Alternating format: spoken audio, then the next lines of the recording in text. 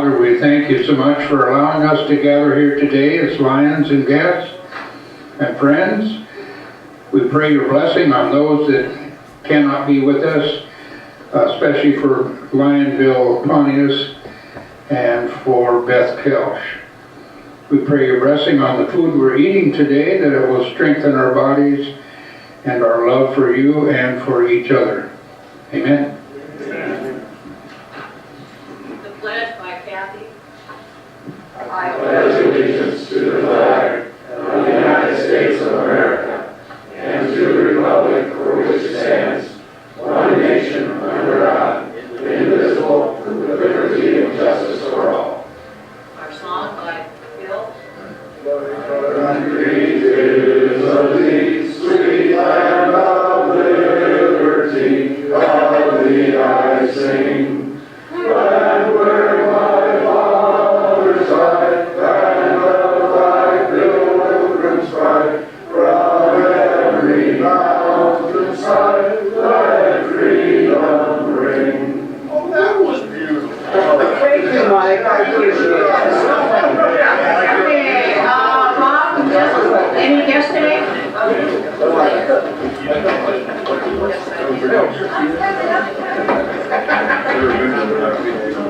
Get your running shoes. Acting President Darlene, fellow members, and guests. We have a few guests today. I'm going to let Arlene introduce her guest. Maureen. Acting President Darlene, fellow Lions and guests, I'm proud to introduce my friend Gary Trenner. Welcome, Gary. And from the Lions Recycling Center, we have Kirby Key.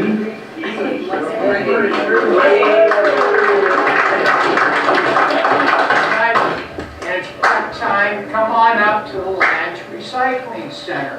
I know I have never seen a pioneer up there. Wait a minute. I've been there. Because you didn't have your glasses on. And from the Washougal Lions, we have Sue Semke Fox. Hi, I'm Sue Semke Fox. I am the president of Washougal Lions. And some of you may recognize me. I'm also the poinsettia lady. We sell poinsettias in Washougal to help raise money for our graduating seniors who are going to college. Okay, so same price as ever, as always. If you've bought before, I made a new, yes, Mr. Palmer. Thank you for those of you who are able to buy from us. Thank you very much. Okay, and also this time I'd like to make a little pitch about the SOS. We need sign-ups. I've got 5 sheets there. We only have 2.5 days to set it up and be ready for the kids at 3:30 on Wednesday. Last year we had 5.5 days, so it's really going to be crunch time. So when you sign up once over here, don't hesitate to go to the next side, next page, and sign up twice, because we need it. A lot of bodies. It's going to be a real tight schedule. So please sign up. Grandkids, relatives, sons, daughters, teenagers, church members, anybody. All right, Home Chair Marilyn. Acting President Darlene, fellow Lions and guests, a week from Thursday, which is November 1st, the District Governor Mark Manzel will be visiting Castle Rock Lions, and I will have the honor of introducing him. So if you are interested in making a visitation trip to the Castle Rock Lions Club, that would be awesome. And another thing about the Castle Rock Lions, right now they have people that are traveling. Their attendance is kind of low, so if you're interested, next Thursday would be a great time to go help out Castle Rock with a few extra bodies. I'll have a sign-up sheet next week. George Moore on the 95th. George Moore. You think that? Happy birthday. Acting President Darlene, fellow Lions and guests. November 10th is approaching very fast, and we have to give a head count on those attending, or how many are going to be there. Our attendance so far is running pretty low. So if you haven't filled out one of these forms yet, if you could do it today and give it to me. If you can pay, fine. If not, you can pay next week or at the door. But I need a head count, and it's really important. So if you're planning on coming, please see me after the meeting and fill out one of these forms. Thank you. All right, Gail, Sunshine Report?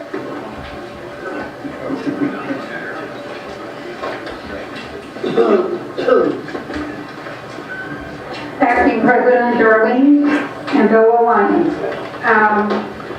Ron Stotler already kind of reported on Bill Pontius. There is a card going around for it at the back table. And Jim Waters had a pacemaker last week, and he is doing good. Someone even has seen him around driving, so just keep him in your thoughts and prayers. And there's also a card back there for him. Bill Pontius' condition, he has an infection in his right foot now, and there was very little blood is getting to his foot, so it skinned over, but it didn't heal underneath, so he got gangrene in his foot. This Thursday is the scheduled date for his appointment. This is not life-threatening, it's just a heck of an inconvenience. He's losing his big toe and two other toes on his right foot, hoping it won't grow up into his ankle, because that's how this thing progresses. It's partly caused by lack of blood flow. They did some probes through his arteries or veins, whichever one feeds the blood to the arteries. Okay, thank you. I never remember that.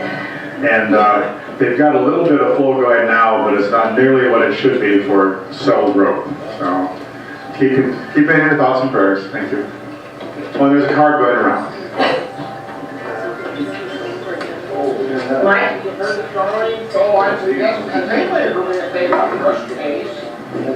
Yes.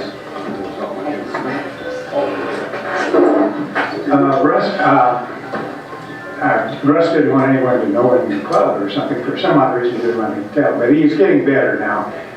He may have another operation, or they're thinking about it. There, he's getting better and he's closer to coming back. Acting President who? You.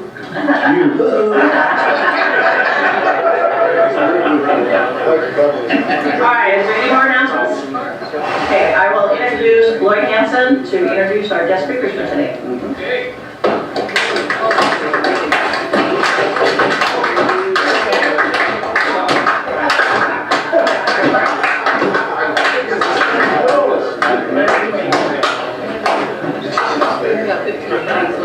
Madam President, fellow Lions guests, I'm pleased to present to you two speakers today.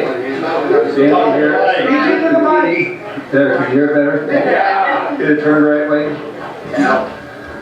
Nancy Harris and Bruce McCredie, they're representing probably one of the more famous mountains in Washington, with some world renown. In fact, it shared some of its wealth with the whole world not too long ago.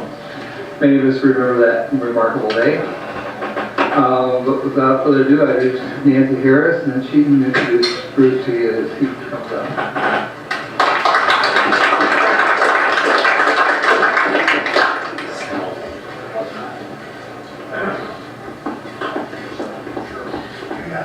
Do you trust us to pass those around so we can get a look at them? I do. As long as you're not eating food, I'm fine with that. And I'm also going to be passing around some other pictures so that you get a visual of what I'm talking about. I'm Nancy Harris, and I was the president of the Mt St Helens Club and treasurer and secretary. My parents were also members of the Mt St Helens Club, so it goes way back. It's a fabulous club. I encourage any of you to think about joining. After I give a brief history of the club, Bruce is going to talk about about membership and about the advantages of being a member and all the wonderful community tie-ins with the Mt St Helens Club. So I've already mentioned my parents were lifetime members of the club. They got me hiking at a very early age, as I did my children. My children are all hikers and mountain climbers. We just, from my parents, I learned a reverence to protect our earth. And with lots of adventures, and so the Mt St Helens Club was a perfect fit for my family. I'm going to talk to you a little bit about, Bruce and I spent 2 years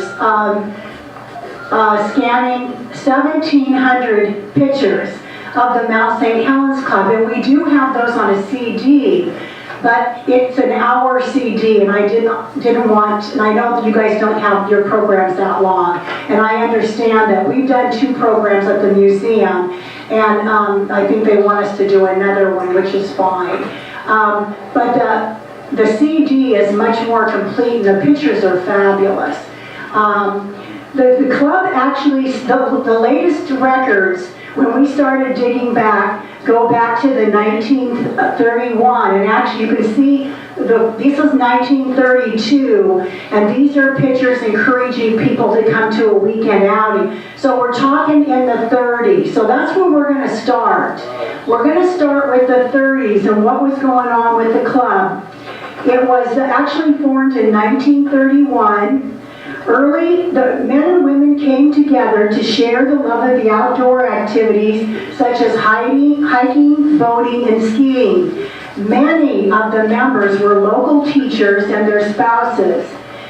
They met once a month for a potluck, and they met in people's homes.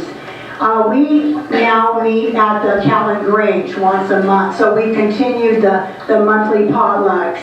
But they met in homes. They often held their annual meetings at the Longview Lounge in Longview. Some of us remember where that was, right? Spirit Lake. Longview Lounge. That takes you back a while. The 30s included many camping events and hikes to such places as Spirit Lake Campground. How many remember Spirit Lake Campground? Wow. We camped there a lot when we were kids, and I took my kids there, of course, before 1980. And the Peterson Campground on the Lewis River, they often stayed at members' cabins on different rivers. And they did a lot of camping and hiking during the 30s. The club regularly joined other outdoor groups such as the Longview Ski Club. Does anybody remember the Longview Ski Club? I think they're still still formed today. I think they still do. The Mazamas, the Angoras of Astoria, the Seattle Mountaineers, the Olympians, and the Trails Club of Oregon. From 1931 to 1939, the club scheduled 77 camping weekend outings. So that's a span of 8 years. That's a lot of weekend outings. A constitution was established. They participated in the creation of the Federation of Outdoor Clubs and attended and coordinated annual conferences for many years. The first hike to the top of Mt St Helens began in July of 1933. That's a few years ago, and continues as a yearly event, often including other outdoor clubs in the climb. So now we're going to go to the 1940s. This is when some interesting things started happening. During the early 40s, of course, which was the World War II years, the Forest Service found it very difficult to find people to man the lookouts, the guard stations, trail and firefighting crews. Trail crews were often recruited from those men past recruitment age or who were exempt from the service. Many boys too young and not yet called were employed, but there were not enough of these caliber of people to fill the needs. Thus it happened that in 1943, member and teacher Helen Leonard applied and was hired for a job as a dispatcher at the Spirit Lake Ranger Station. Did anybody know Helen Leonard? She was George, you did. Helen Leonard, she was a teacher. She was a remarkable person. She wore many hats during her lifetime. Her district extended from Vanson Peak near Morton to Mitchell Peak south of Mt St Helens. The ranger was so impressed with Helen's abilities, he decided to try hiring more women. Can you believe that? He was impressed with them. Several other women, mostly teachers, because they had the summers off, were hired to fill the summer positions at the park. The members manned lookouts, assisted the Spirit Lake Ranger Station with everything from building maintenance to corralling the pack mules, to cooking for the fire crews. In the fall of 1946, the Mt St Helens Club was able to secure a campsite. Did you pass those around? We're going to pass these around. I want you to look at the campsite. We were able to secure a campsite on Spirit Lake leased by the Forest Service due to the service of members working during the war years. The campsite was on the north side of the lake with a beautiful view of Mt St Helens and sheltered from the cold northwest winds. Okay, so I don't know if you can see this painting, but someone painted a picture of the cabin. We're going to get to the building of the cabin in just a minute. In the spring of 1947, with the acquisition of the campsite on Spirit Lake, the club organized work crews to begin the building of a 20 by 30 wood cabin. So think about that, 20 by 30. Yeah, I think that's about the size of those, what they call the tiny homes. Building funds were raised through garage sales, dances, and raffles. Building donations were accepted from local businesses in forms of building supplies and or money. The following Rosella Dancer. And actually, Rosella is in some of those pictures. If you see the picture going around of the three girls sawing wood, Rosella is one of those gals. This is something she sent to me later on when she found out that we were compiling the history. So this is from the words of Miss Dancer. Floating logs were salvaged from the lake to build a dock. The woods were scoured for down cedar, and most of the shakes were handmade by our members. Lumber had to be rafted and towed across the lake with the help of the Harmony Falls Resort. Donations and building materials of any sort were gratefully accepted, such as used bricks for the fireplace, a discarded stairway from the Weyerhaeuser Company, and ready-made privy from the WPA Works Progress Administration. The labor force consisted entirely of club members and their friends. The system was, invite your friends to a picnic on Spirit Lake and have them bring their hammers and their saws. As each portion of the cabin was finished, it was put to use, such as square dancing on the foundation as soon as the last nail was pounded into the flooring. Another celebration was when the roof was on and we sat inside to view a tremendous thunderstorm through our front windows with no glass. The 1947 minutes note that a contract was made with Jack Nelson, charging each person 25 cents round trip across Spirit Lake. 25 cents. I don't know what you can buy for 25 cents. Maybe, I don't even know if you can buy a pack of gum. Across Spirit Lake in his boat to and from the lodge site. Camping fees of 50 cents per night were to be collected on work trips also.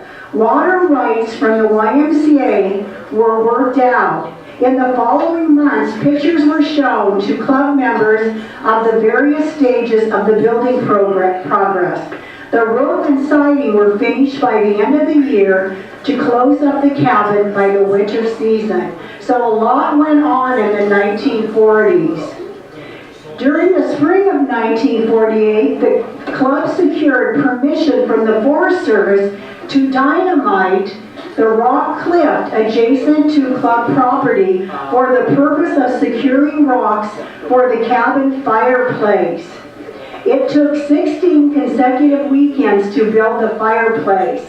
That's what, 4 months? 4 months to build the fireplace. The wood cook stove had to be boated over in pieces and reconstructed inside the cabin. Other club activities during that time included folk dancing classes, and the outing committee reported on 16 trips taken that year with an average of 12 members attending. Okay, crews had to go over and shovel off the snow off the cabin. A lovely guest book was made. We have a guest book right here. That is from the cabin, that of course is no longer with us. That was the guest book, and I'm not sure how they got that out. They must have got it out prior to the eruption. Somebody must have went in and took as many personal things as they could. The cabin was officially named Lewitt Lodge, and we use that as our logo to this day on our letterhead. In the 1950s, the glass doors for the lodge were finished at a cost of $50 and were donated by a member, Opal Sheets. Opal Sheets was my 3rd grade teacher, and I was at the Lions Club for a presentation, I don't know, a month ago, and Rick Roberson, I don't know if you know Rick, well, he graduated with me, and it was also his 3rd grade teacher. So it's interesting all the little ties that you find. Opal was another teacher, was very instrumental in working with the hiking club and in building of the lodge. The outing committee set up an agreement with the telephone company for a hookup at Lewitt Lodge, along with a rental agreement with the YMCA for water and lights for $15 per year when they were in operation. Lodge committee members installed wiring and pipes for the water system. It was decided that a 50-cent fee for a day would be charged for non-members staying at the lodge overnight. The lodge fireplace, dock, fire trail, concrete footing for the new outhouse, and the garbage pit were finished, and outdoor chairs were donated. The club members continued to join with other outdoor clubs during these years and often shared overnight stays at their lodges. Now that the Mt St Helens Club had a lodge, they were able to share the lodge with other clubs. The spring opening season included cleaning cupboards, dishes, washing windows, storing shutters away, taking down raft supports, picking up old branches around the cabin and on the deck, cutting firewood, patching up the dock, taking out the canoes, cleaning the outhouses. And in the fall, the reverse happened. Work parties were diligent about keeping up the cabin, and which was a requirement to retain the lease from the Forest Service. And they also had to have a propane tank, and they had to store the firefighting tools properly. So the Forest Service was instrumental in checking to make sure that the cabins in their service were up to date. Access to the lodge included personal boat and canoe, renting boats from Harry Truman. How many remember Harry Truman? Whoa, what a character. Yeah, he was a character. We could talk about him for a long time. You could walk. I walked with my son and my husband. I never stayed at the lodge. My parents stayed there several times, but I walked over a couple times and checked it out.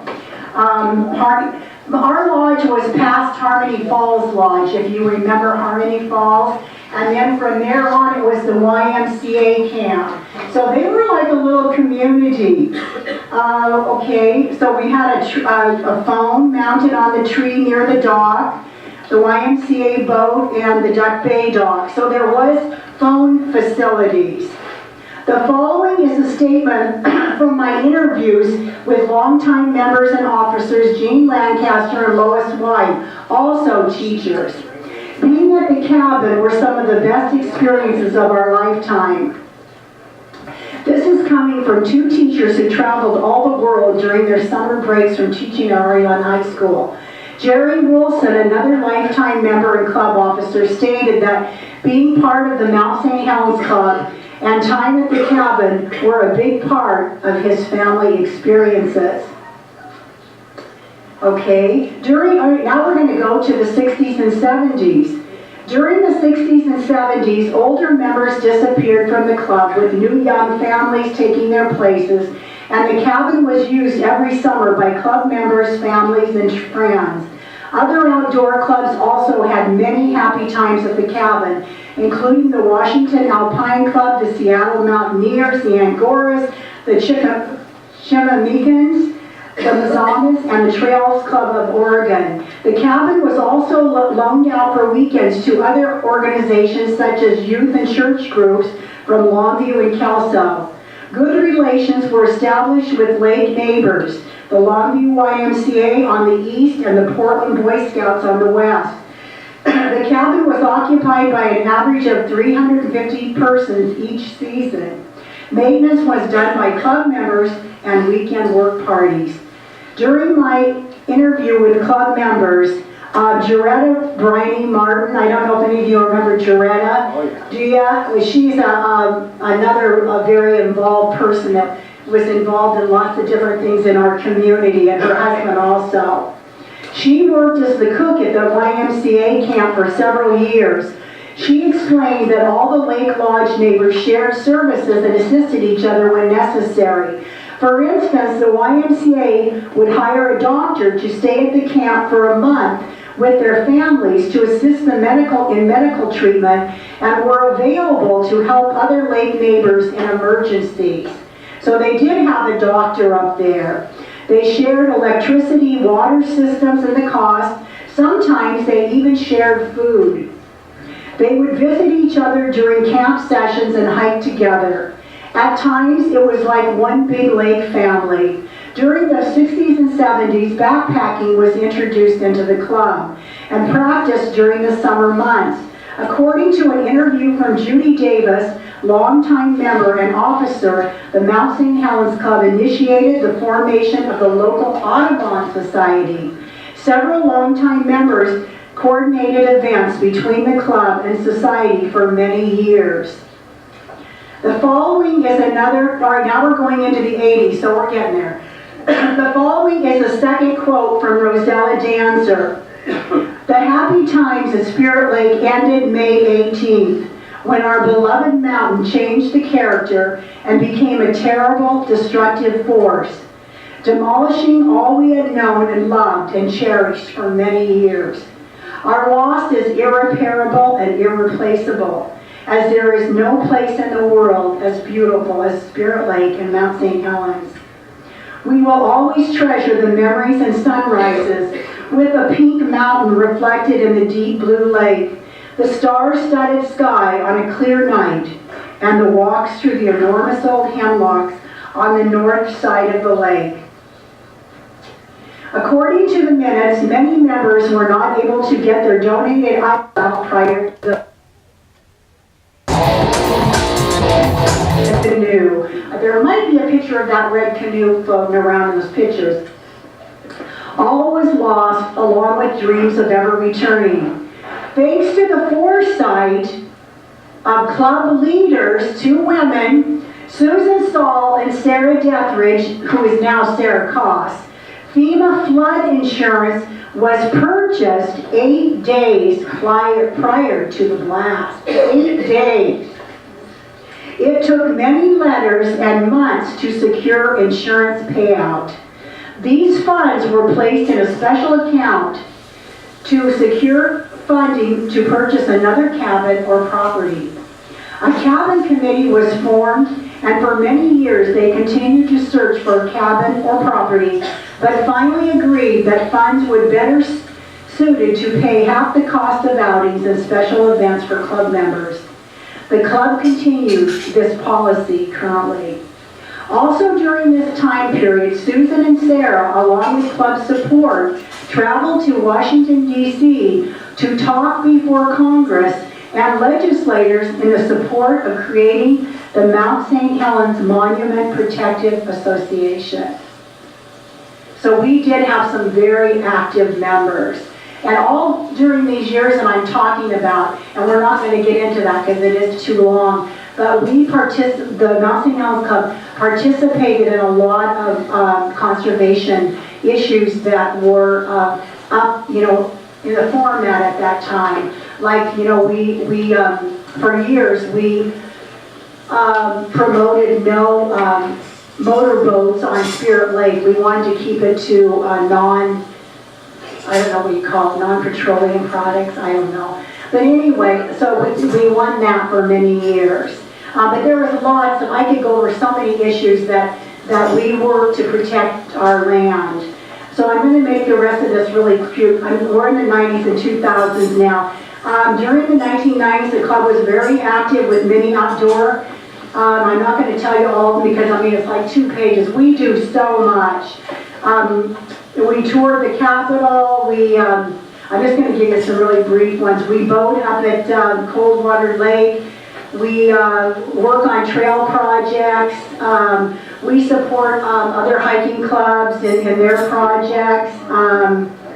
The club participates in yearly community events such as Earth Day, the 4th of July Parade. Lake Sacagawea cleanups is a big one that we do. We work on the Washington and Oregon beach cleanups. We did food drives for walk and knock, trail maintenance, construction, and other events promoting outdoor activities and supporting conservation efforts. Being part of the Mt St Helens Club is truly a wonderful, it's been a wonderful experience for me. And the friendships that you gain over the years, I'm sure like your organization is, these friendships last forever. So I'm going to bring Bruce on now, and he's going to talk to you about what. Okay, we're going to have 2 minutes of what the Mt St Helens does currently. Well, thank you. We're doing an hour presentation in 20 minutes. So anyway, I'm Bruce McCredie. I'm the president of the club, serving presently. So how many of you got out to enjoy this beautiful weather we had this last 2 weeks? It's just absolutely gorgeous. You know, we are so blessed here to be in Longview and be able to, within an hour, be at Mount Rainier, the Olympic Peninsula, which I love, Mount Hood, the Gorge, Mount St. Helens. It's just all around us, and it's just so easy to get to, and we're a venue to achieve that in. So anyway, some of our activities, can you hear me okay? Yeah. Include, we have 2 hikes a week usually. And Saturday is normally our more strenuous hike. Weekdays we'll have an urban walk, sometimes around Lake Sacagawea. We do that once a month. We'll go down to, say, Portland and do an urban walk downtown, something a lot easier. And like I say, once a month we'll do Lake Sacagawea, and that's where we meet most of our guests who really don't know what their effort level is. It's a good place to meet a lot of our members. And like I said, on the Saturday nights, we'll do, say, a 10-mile hike up in Mount Rainier, or St. Helens is one of our favorite places. So we have, once a month, we'll have a potluck at Catlin Grange, and that's where 30 or 40 of our members will get together and eat as much as they can eat. It's basically what we are as an eating club, more so than a hiking club. We'll put on club socials. We'll have a social about once every other month. We're going to have a Halloween party coming up at the end of this week. And it's usually members that will put on a social at their house. And, well, I shouldn't say this, but if you like wine, that's where you want to be, is our socials. We'll take a train ride probably once or twice a year. We'll go up to Tacoma or Olympia, like Nancy hit on. We'll tour the Capitol building, or we'll go to Tacoma and tour the museums, and that's a day outing there and back. One of the main things you get from your dues would be $35 a year to be in this club.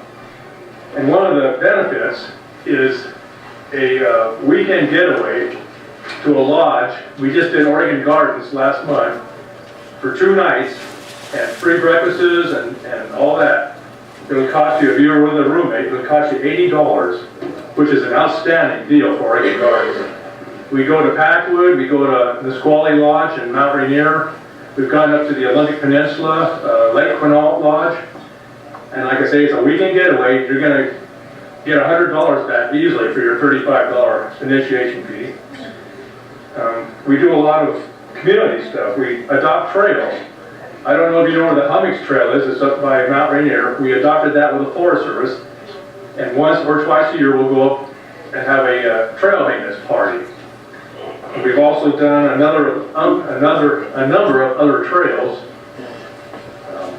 The Susan Creek Trail being one of them, which is in the Gifford Pinchot National Forest. We did a Longview Library photo display, which some of you might have seen just a couple months ago. Once a year, we'll have a bunch of 8x10 colored photos of our outings and some of our memberships.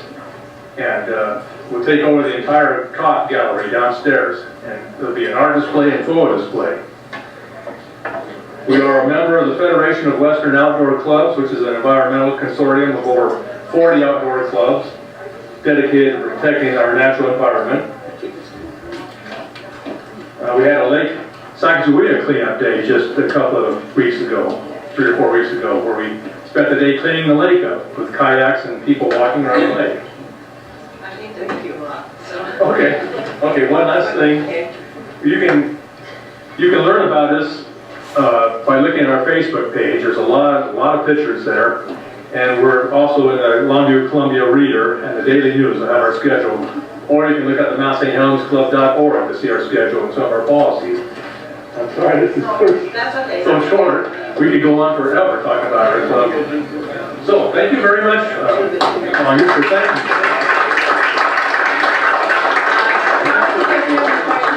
I'll stay a few minutes afterwards to answer questions. Okay. And Nancy? On behalf of Pioneer Lions, I'd like to thank you for wow. And a membership. Thank you. All right, some announcements. Street of Screams sign-ups. There will be a short Street of Screams meeting right afterwards today, just for a few minutes. Maryland student visitation on November 1st at Castle Rock. Lions. George has the information on the 95th. And Sue Fox has the forms for the poinsettias. And I don't need the money until I deliver. Okay, which will be the first Tuesday in December. Okay, so let's do desserts first.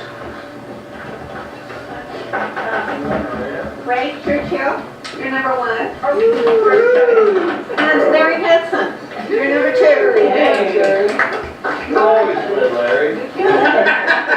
All right, let's do blue ticket. Okay, let's do that. 2, 3. Yes. 3. Yes. 6, 6. 1, 8.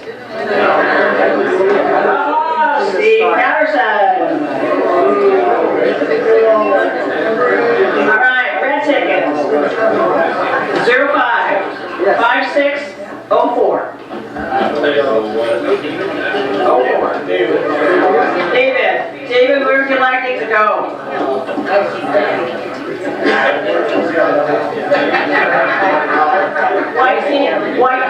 White team? Good. Thanks, David. Thank you. Ace of clubs.